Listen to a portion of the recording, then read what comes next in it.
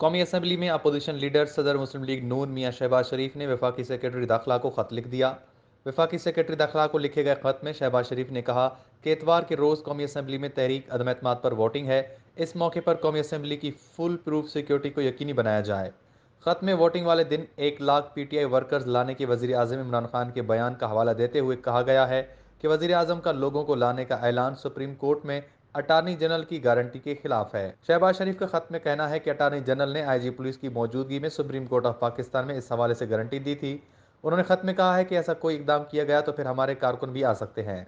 सदर नून लीग ने कहा कि इस सूरत हाल से अगर खून खराबा हुआ तो इसके जिम्मेदार सेक्रेटरी दाखिला और इस्लामाबाद की इंतजामिया पर होगी।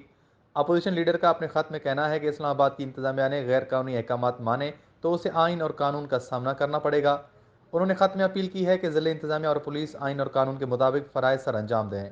खत में शहबाज शरीफ ने नए वज़ीर आज़म के इंतखाब वाले दिन भी फुल प्रूफ सिक्योरिटी का मुतालबा किया है।